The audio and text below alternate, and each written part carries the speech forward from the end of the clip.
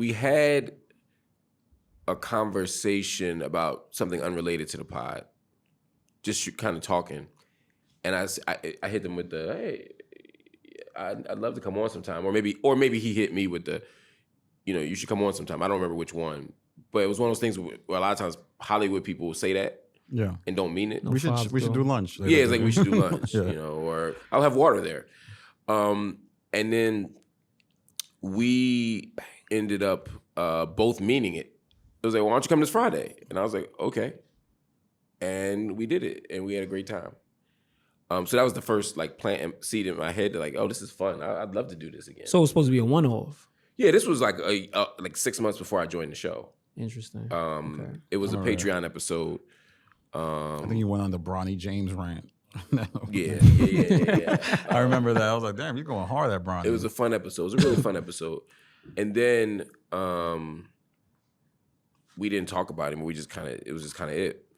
And then maybe like June-ish, May, June, Joe hit me to ask how things were going and what I was up to. And we had a little bit of a conversation. We just had a conversation, Mm-hmm.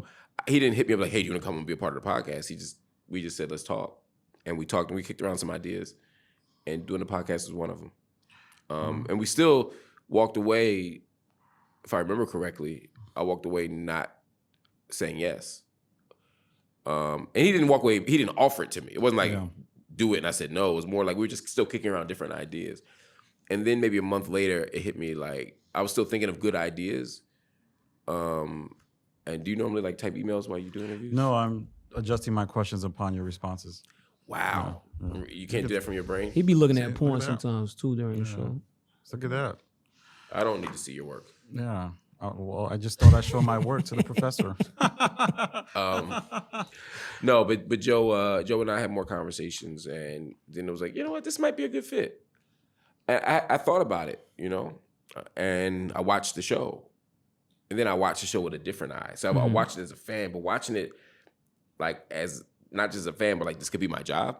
You look at it through a different lens. Yeah. And when I watched it, I was like, oh, this is dope. This is where I want to be. This is where I would want to be. And so I asked, I talked to friends, family, thought it through a little bit, and made my decision. Did you consult Charlemagne? No. Okay. I was just wondering what friends or family were, but not like people in media. Yeah, I have friends outside of media.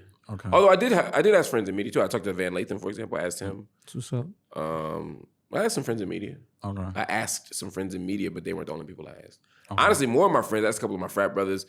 I asked people who watch the show and say, could you see me on there? Because that to me is part of the thing. Like I didn't never want to disrupt anything. So if somebody is a diehard fan, they pay the Patreon fee, they're into it, they know the characters, they know all the narratives, and they say, yeah, dog, you should not do that. Yeah. You would suck on it. Yeah, or you would suck. That would be concerning. But they didn't say that. They said they thought it could work.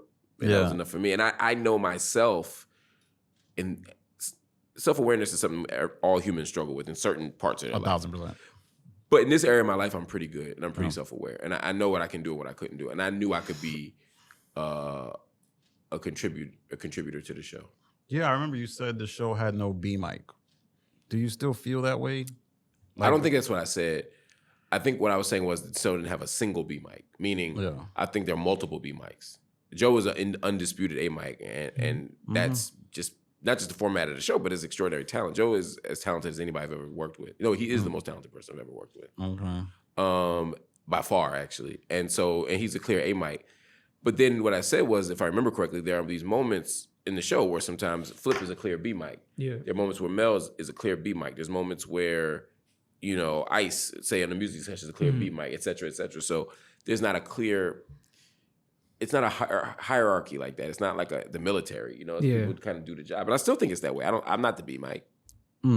I think by profile, you just get assigned the B mic role. Yeah. So you're able to do a lot of things that other cast members can't do, like segue and like introduce conversations, take over the show for a little bit. I don't think anybody else does that, really. I think other people... the perception of maybe Flip, maybe. I was going to say Flip does it and others do it, but I think it just depends on what the topic is.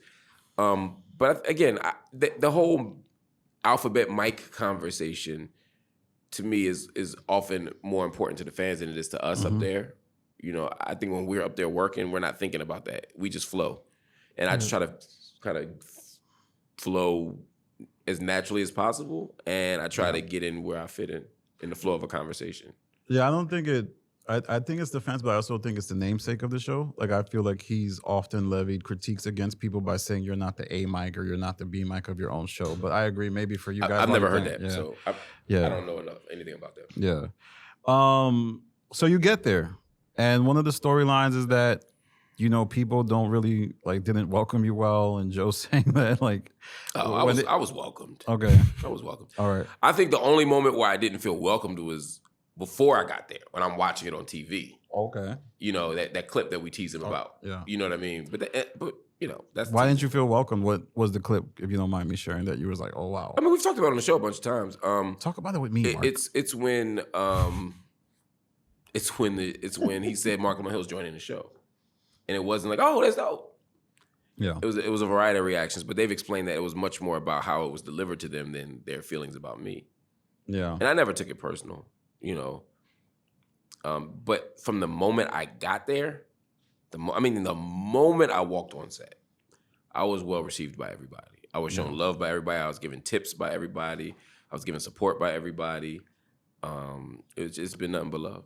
What's up?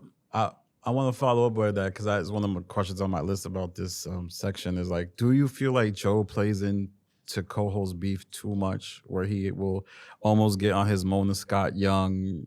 Like, I hear about the VH1 shows where people will be like, oh, yo, Mark said something wild about you. What do you think about that? No. I mean, and I've worked at VH1, and I've been on sets where that's happened, where they go to the people and kind of invite beef, encourage you. Joe doesn't do that. No, I don't think so. Like Vince McMahon or some shit. But I mean, it's funny because the clip you referenced, I remember Ish saying that, the reason we were upset is because Joe came in that day saying he needs to make a change. And I was like, that's exactly a VH1 type tactic.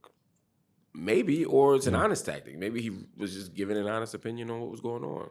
Now, we could have conversations about where to have that conversation. Yeah. But I think he was being honest about what he felt. I'm not saying what the show needed. I wasn't there, but I think he was being honest. I think the other cast members were being honest in terms of how it made them feel. And I think that's dope that there's that level of transparency and honesty on the show. Is the show stressful? Because it just seems like you're always talking about having sleeping issues, and it's is the Joe Budden podcast? Wait, let me finish.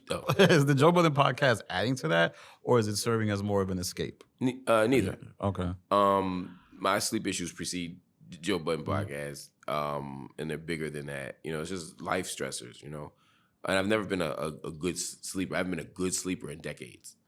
So that's the first part, and it's not like I'm terrible. I'm not like I'm up tossing and turning all night. It's just listening to Spaces. Yeah, listen. It's not, when I listen to your Spaces, I go right to sleep. It's actually great. I love that for you. Yeah, that's what Ian wants from me. Got that NyQuil. He actually hit me up make Mark go to sleep. Talk about your fucking college. He did that. Yeah, it wouldn't shock me if he didn't say that. But no, it's I'm up working. I'm trying to solve problems. I'm writing. I'm thinking. It's not stress from trauma. It's not stress from guilt. It's not stress from physical pain. It's just I'm just working and trying to juggle a lot. I'm a busy person and I'm trying to make things happen. The pod doesn't add to my stress. No, I mean, I can't think of a day where it did. Maybe one day or 2 days in life in a year. And I'm just saying that just so that later on you won't be like, aha. But I can't think of one. No. And I wouldn't say it reduces my stress.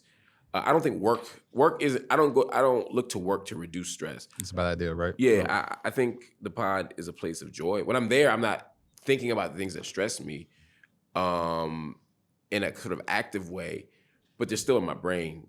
You know, it's, there are things I do that, if I'm at a basketball game or I'm at a concert, everything washes away. I'm in a trance. I'm not in a trance when I'm at Joe Budden podcast. I'm having fun. And I'm enjoying myself, and I'm enjoying my colleagues. And I'm enjoying the work. Okay, it's so dope. What I have a couple questions. How could the podcast get better? How could the podcast get better? How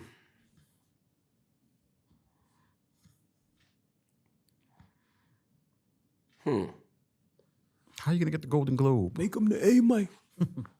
Make him the A mic. I think that's a bad idea to say publicly. I think Sometimes basketball. I'm gonna use basketball metaphor. Is that okay?